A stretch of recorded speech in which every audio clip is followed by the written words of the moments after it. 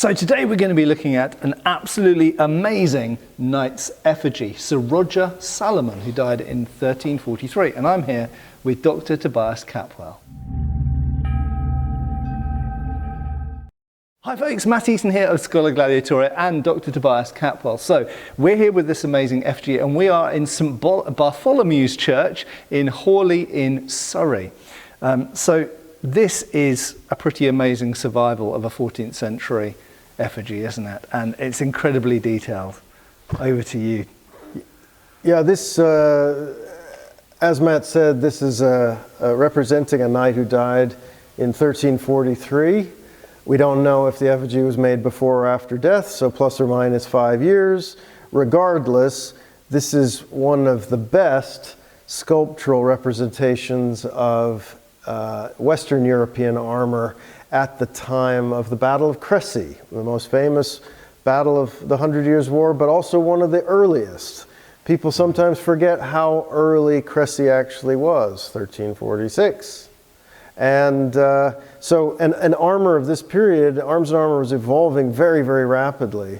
And the later parts of the 100 Years' War are so famous with the pointy visors on the high pointed bassinets and the hourglass-shaped bodies. That's all so iconic.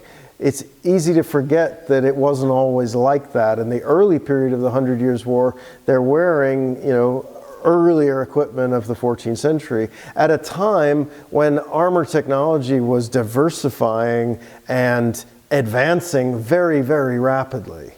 They weren't yet technologically at the point when they could make bigger pieces of good iron and steel to make solid one-piece breastplates and things like that.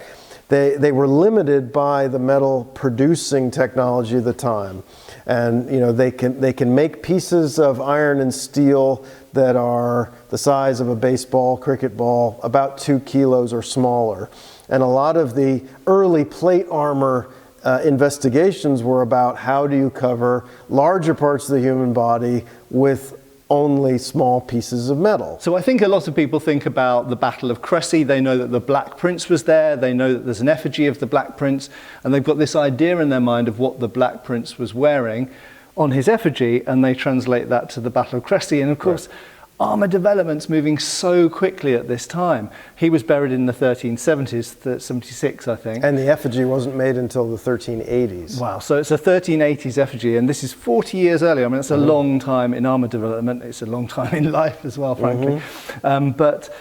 So this is a much earlier stage of development, and this is actually what people would have been, the best knights really, would have been wearing at Crécy. And we'll go into more detail in a second, but you see a lot more mail. So you see mail on the upper sleeves here. His lower legs are completely covered by mail, possibly layers, and we'll talk about that in a second. He's got the bassinet and the aventail, which is familiar from later, and it would have been worn with a great helm, wouldn't it? He's still got a shield, and that's an important thing we'll talk about. But also note the shape of his body. It's very flat. Okay, so we don't have the globose breastplate. We've almost certainly got a coat of plates. But anyway, Toby, tell us more. Yeah, well, in a lot of books about arms and armor, they talk about plate armor replacing mail armor. And there's this very artificial and misleading distinction between the age of plate, chapter 1, and the age of mail, chapter 1, and the age of plate, chapter 2. And reality just doesn't work like that. And this effigy really shows that, the reality. Because he's developing a more complete, more robust armor out of the technology of the 13th century. He's still got full mail chausses with integral feet of mail. He's still got a full hauberk. He's now wearing an aventail rather than a mail hood or coif, so that's a new development. But essentially, its core is a complete head-to-foot armor of mail, just about. And then the development of armor in Western Europe in the first half of the 13th century, certainly the first generation of the 14th century, is a process of building more layers and augmenting plates and new structures onto the full mail foundation that's already there. And there's only so far you can go with that before you are going to max out the weight. You know, an armor like this is getting really heavy. You've got the full mail armor already, which is like 30 kilos, right? So what someone was wearing in the First, Second Crusade, yeah, you're taking all of that and you're putting a lot more armor over the top of it. And put more plates and more scale. And also, another factor just is the fact that he's wearing a padded acquaintance under the mail, which we can just see the edge of down here. So there's like a layer of what is effectively textile, padded textile armor, not as thick as textile armor used as a primary defense, but it's still padded textile. They were not wearing padded textile under their mail before about the 1270s at the earliest. Before then, it's going over just.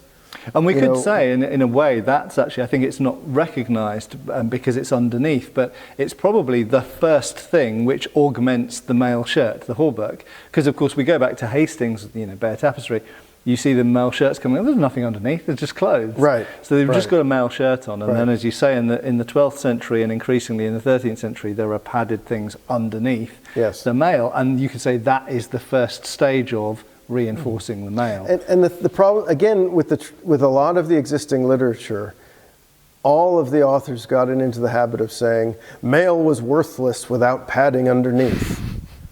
And that's not true at all. It's been worn all over the world for hundreds of years. I mean, with something underneath, but not a serious serious layer of padding that will protect you against concussion, because that's not what they're worried about. You have to realign your modern attitudes and remember that in the Middle Ages, first and foremost, they are fantastically worried about any kind of laceration. Which they can't treat. And you get that a minor laceration gets infected, you're dead. You can set a bone. You can set a dislocated shoulder. You can endure a concussion. That will heal by itself. Bruises heal by themselves. Concussion and protection against concussion is not what these people are primarily concerned about. A lot of modern fighting, medieval fighting, like the so-called bohord and stuff, it's totally concussion based. Because there's no points and no edges, so that you don't have to worry about it. Right, but that's why it has, as a form of combat, it has very little to do with medieval reality. So you have to forget about armor protecting against concussion. Some parts of it do that to some extent, but that's not the primary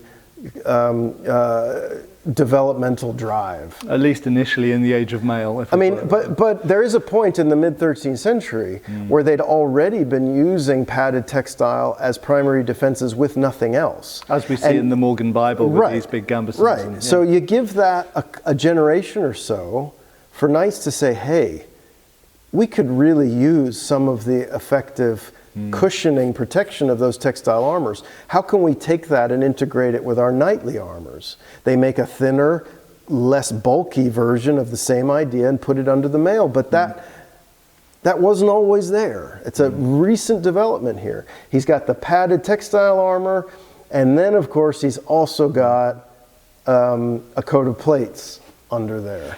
So I guess some people will immediately ask, how do we know there's a coat of plates there? And that's something I was studying many, many moons ago when I was doing my degree. And there's some clues, aren't there?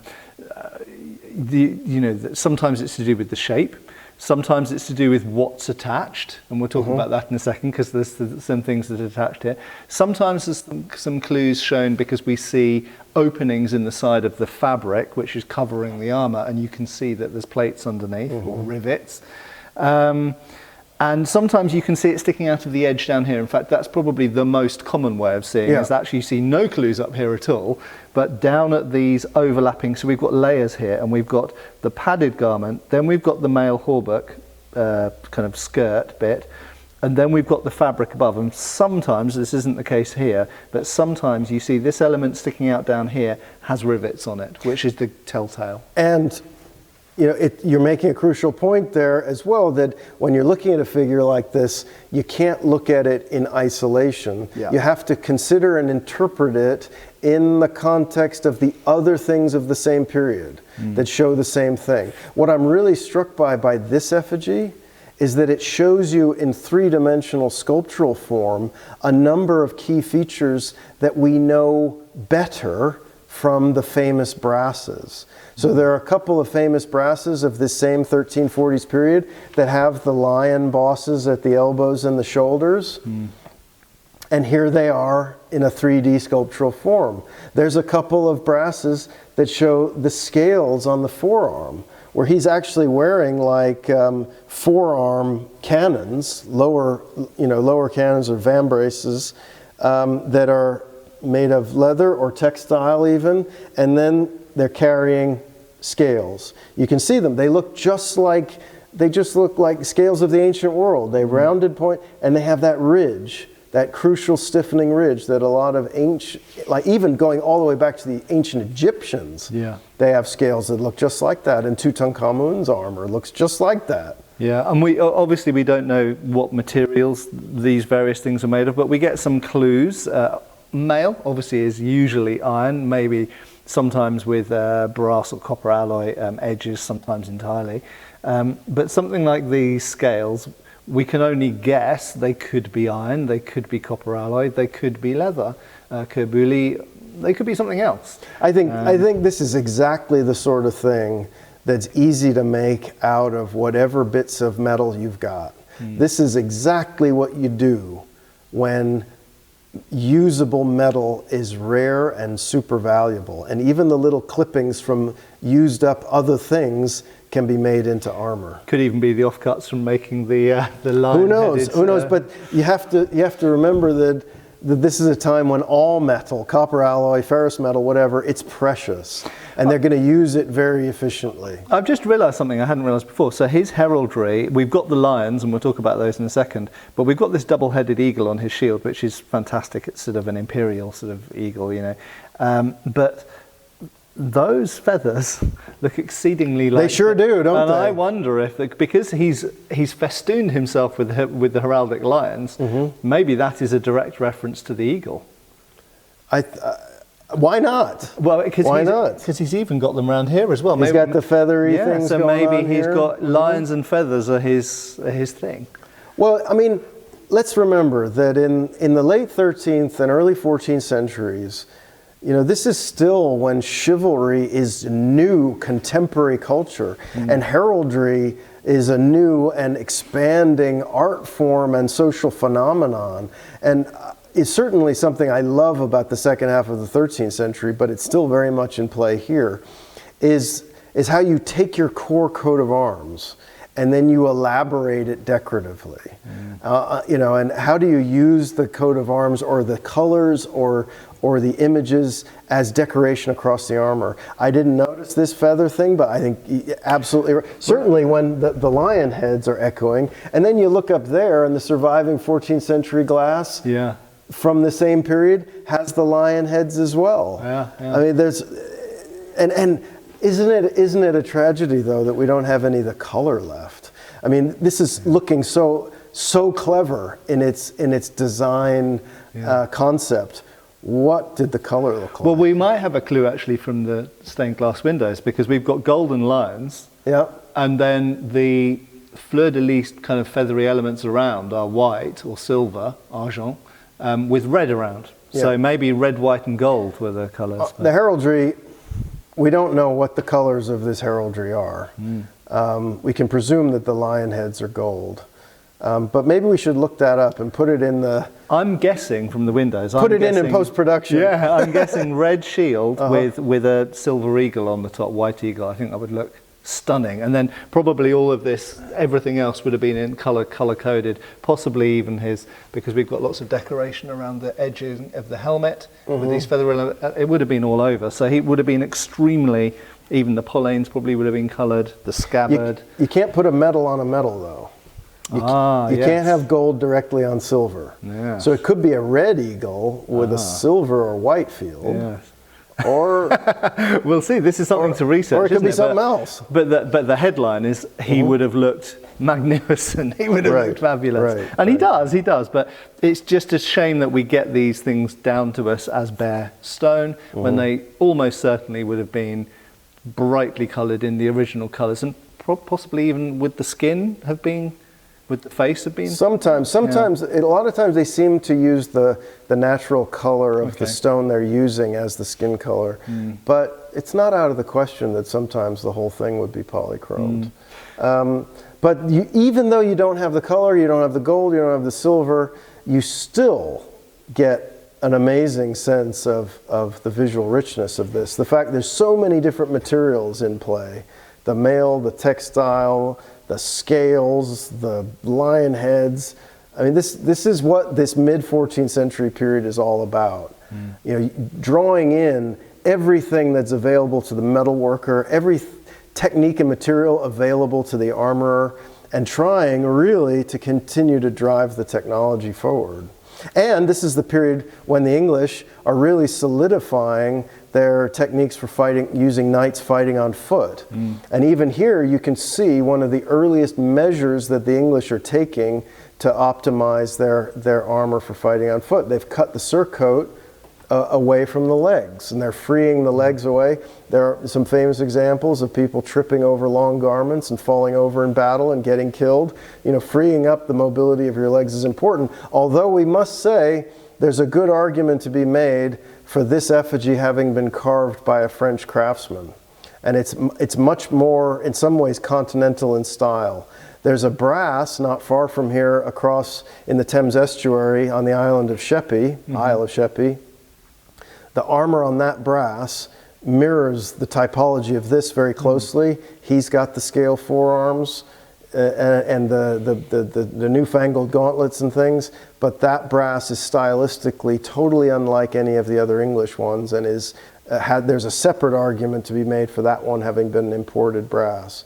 So we have to remind ourselves that in this period the English and the French are very closely connected culturally, socially, politically, and militarily. Marriage and DNA and every other way, yes. So we have a little look, I'll move the camera down, and let's have a little close-up look at some of the amazing details on this very, very detailed effigy. So here we are, close and personal down at the legs end. We'll start at the bottom of the effigy and work our way up. So there's just like bags of fascinating details in any small bit of this effigy. So one of the first things that strikes me is no greaves. Okay, so these are male chausses, but you do have plate knee defences. Let's hand you over to Toby. You've got maybe boiled leather, copper alloy, or even ferrous metal knee plates. And he probably has gamboised cuisses underneath that. He probably has thigh defenses of padded textile, but it's not shown on the effigy. It's something we would infer from what we know about armor in this period more widely. You can see the padded textile of the Akiton coming down below the mail very effectively.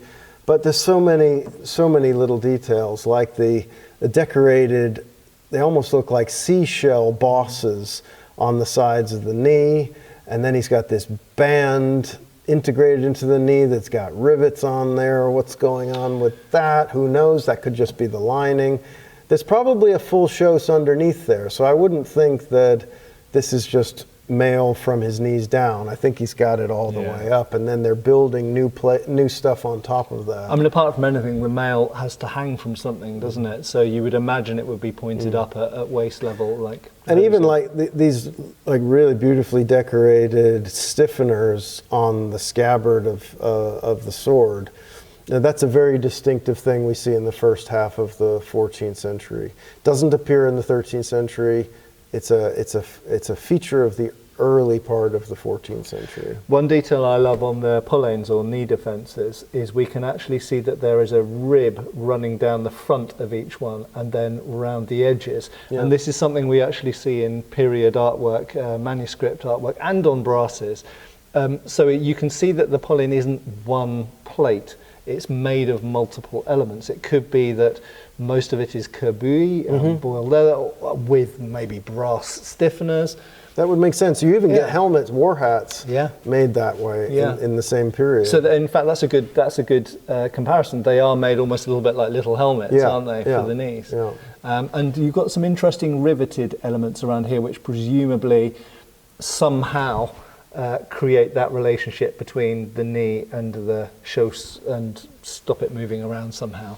Lining, some lining in there somehow. Or perhaps these are riveted to the chausse, to the male legs, and they're just to stop the knee moving up and down. Yeah, what a nightmare that would be to make. I don't even want to think about having to make that. But bear in mind, this is, at this point in the 1340s, this is cutting edge experimental stuff. They haven't quite yet figured out the best way to do certain things. And so there are all these sort of weird and wacky different ways of doing things. And they don't necessarily all work fantastically. They worked out better ways of doing things 10, 20 years later. That's why it's changing so fast. I mean, just between 1340 and 1350,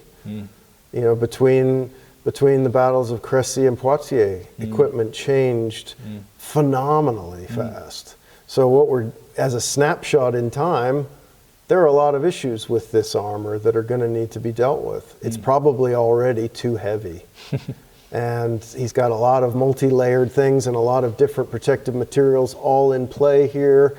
There's lots of things that can get caught on each other and snagged up, and he's got arming chains going everywhere. I mean, it's amazing, but it's probably not the best way to do this. We'll talk about the arming chains in a minute. Let's move a little bit further up the body. Right, so we've moved up the effigy now. So what you can see, obviously, this is the left-hand side. There are some other interesting details on the right-hand side, which unfortunately aren't so easy to get to because there's glass over there. But we've got the shield, we've got the gauntlet, we've got the arm defences, and we've got what we believe is a coat of plates with a surcoat over the top. Let's talk about some of these elements.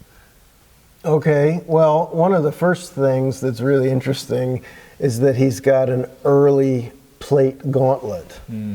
And this is pretty early days for articulated plate gauntlets, really. And you can see it's in a kind of nascent form where they've got a metacarpal plate, and then they've got a series of plates making up a wrist, and they've already got anatomical finger assemblies. Essentially a concept that will remain for as long as plate armor is around, really.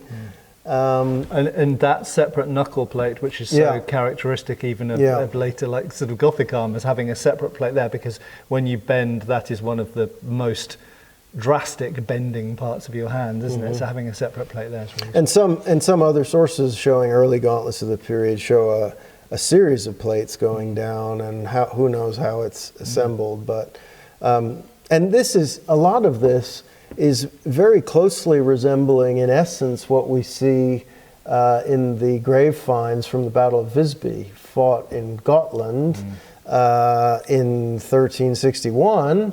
But most of the equipment that was found was of considerable age by the time of that battle.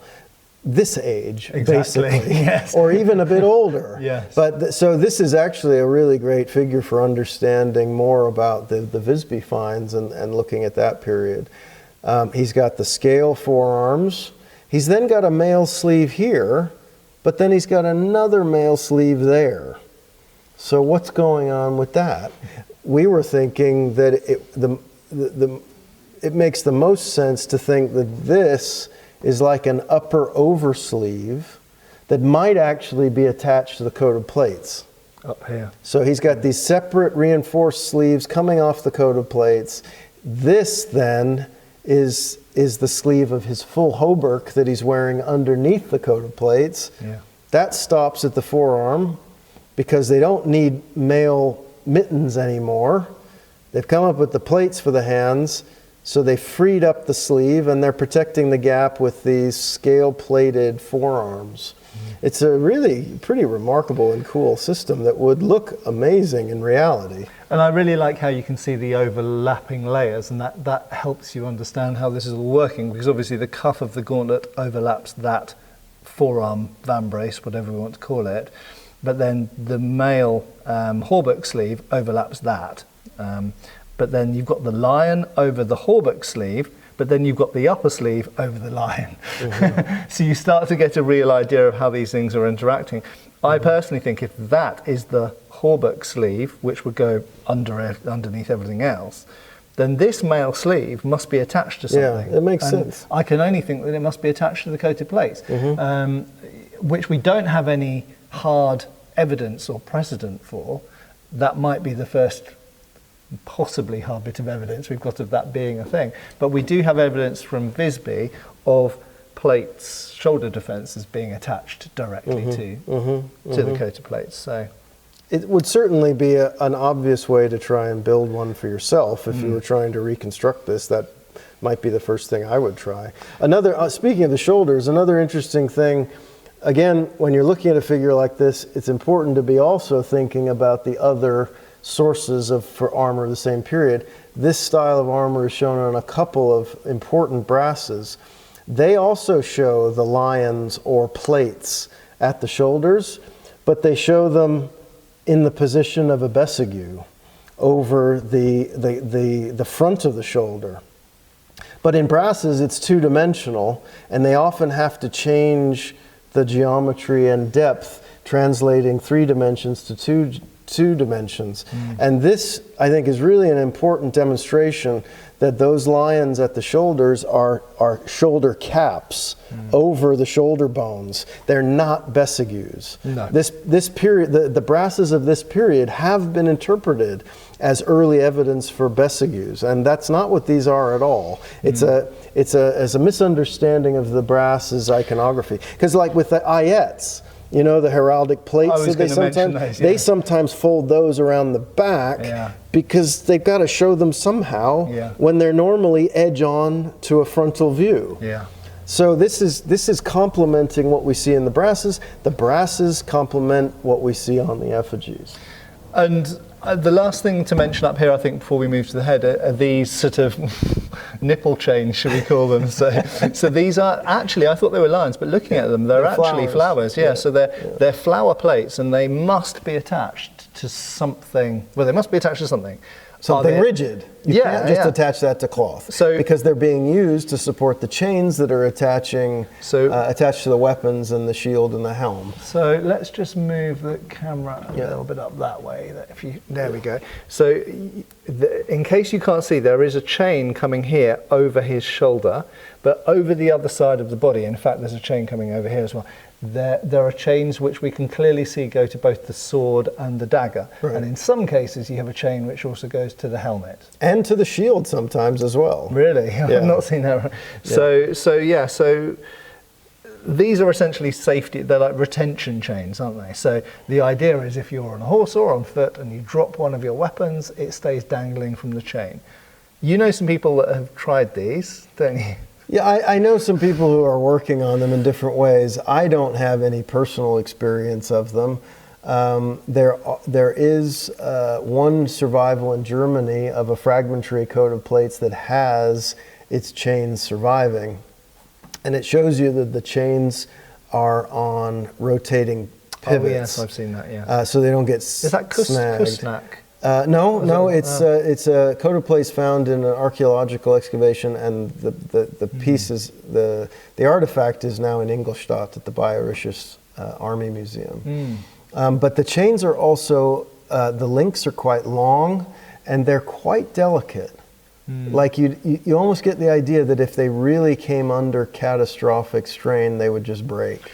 Yeah, I would hope so. Okay. You know, giving your opponent such things to grab onto, you know, or get snagged on, or it just seems like kind of a bad idea. But arming chains do endure for a fair while in Germany. They're not really seen very much in England, and their presence here to this extent encourages the continental flavor or continental sense of this particular figure. We see it on French. And sometimes you get an arming chain just on the helm, and he's only using one.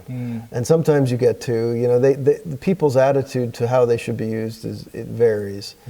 But this is, he's got pretty much a full set here.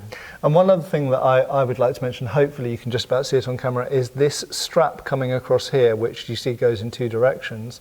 That's for the shield, isn't That's the it? guige. And this is the end, the strap end just dropping down. Yeah. But the guige is a crucial part of getting a knightly shield to work properly because it allows you to set the vertical position of the shield. So he's slackened it off and he's wearing it casually, but when he's on a horse and when he's about to fight, he'd tighten up that guige to bring it right up onto his face. And it's worth mentioning, this is really the last period that we see, effigies, brasses with shields, isn't it? Because it's really only sort of, 10 years after this that the shield is, I won't say being abandoned, because obviously shields still are being used, but within a knightly context, it's not the important item of defense that it used to be. And it's look how small it's become. I mean, this is as small as it can get and still do something useful, really. I mean, for a knight anyway. Yeah. And even like in the previous generation, you would expect this to be considerably longer. Yeah. And it's got a slight curve to it. Obviously, this is a stone carving, so we can't always say that this is a direct analogue for the real thing. But it's got a slight curve to it, which most of them do. And unlike, I think, a lot of reenactment shields, which are just painted, this is very much three-dimensional. This eagle and the lion on the front, everything is applied. So this is built up of layers of probably leather, gesso, various other things. So it's a piece of sculpture, really, and then it's painted after that. So I think this is something which, when we're making recreations of some of these objects, we really should be working harder on trying to get this more three-dimensionality. Because even on, the stone carver could have made this flatter, but they've really made it really very very three-dimensional, and some of the surviving examples have that. Yeah, most of the surviving ones, such as they are, have relief like that. That's what they look like. That's why it's been made like that. So let's move up to his head. Right, so here we have his bassinet, which has got quite a globular form, hasn't it? It's an early one. Yeah, they tend to get taller and pointier as time goes by. And it's got these interesting pendant sort of scales, which, are they supposed to be feathers like we see down there? We don't know. They've got ridges, just like these, and just like the ones on his shield. Yeah, it's kind of unavoidable. And they could be made out of copper alloy too, or gilded, and you know. But they do they potentially have an added protection, because of course the bassinet, it will come down a little bit lower than the mail, you see, because the mail will overlap the helmet itself, but they're still quite high up, aren't they? They don't come as far down the head. And they have, because this is an early bassinet, the bassinet is ending quite high on his face. It's really a 13th century skull cap that's grown a bit, and then had the coif integrated into it, but it's hard to see. They haven't really carved that clearly enough. Or it's been worn away. But I don't think the skull of the helmet comes down very far past this. It's quite high on his head. So having these there does provide a bit of extra rigid protection to the side of the head. Yeah. But he would have worn a great helm, wouldn't he, over the top of it? Yes, well, his chain to hold the great helm is there. Yeah. They just haven't shown it to us, which is too bad. He could have been resting his head on the great helm rather than this nice cushion. There's a cushion with tassely corners. But that's more comfortable. It's more comfortable, and the chain has just been disconnected, and the helm is off somewhere else. So we have to only imagine what that helm must have looked like. Now, I just want to talk very briefly about the other side, which sadly I can't film from because there's a window here which will reflect the light, but I've taken some still photos which I'm going to share here. And one of the interesting details on the other side, and there's a few interesting details, one of them is that this surcoat actually has sort of laced sides, doesn't it? With openings just up one side. There's no sense that it's lacing up on this side, and it doesn't need to. It just needs to open on one side, really. So that's how that was put on, presumably with possibly with cutout holes for these chains and things to go through, and those were attached to the coated plates underneath. The other thing on the other side is the dagger, the rondel dagger. And for those who don't know, rondel daggers are a pretty new invention at this time, aren't they, really? They're something that come along with the growth of plate armour. And really 1330s, 1340s start to become absolutely universal. But before that, weren't really around at all, were they? Knights aren't really shown wearing daggers before about 1320 something, I think. Maybe 1330 something. So they're a pretty new thing.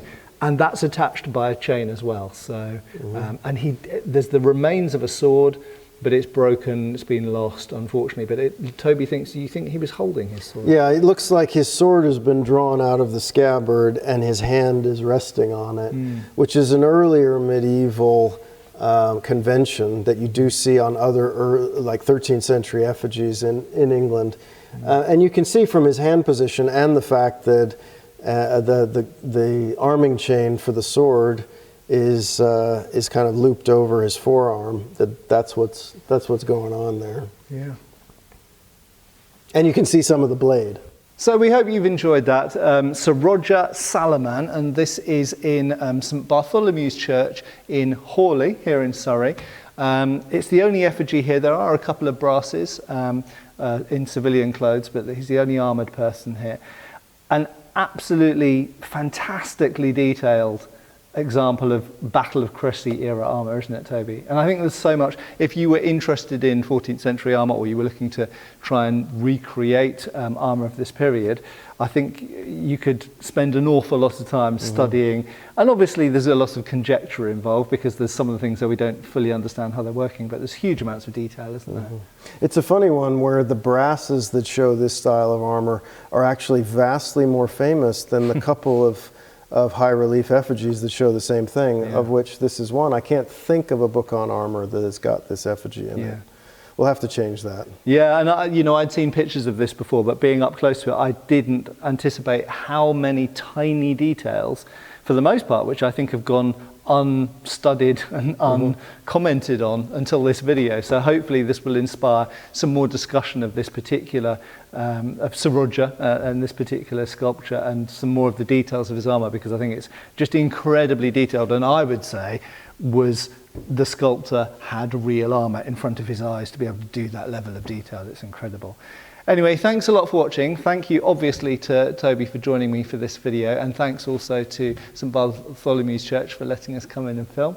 And we hope this has been enjoyable. Bye from me, bye from Toby, and hopefully see you back on the channel really soon. And check out all the links below as well, lots of good books and stuff. See you folks.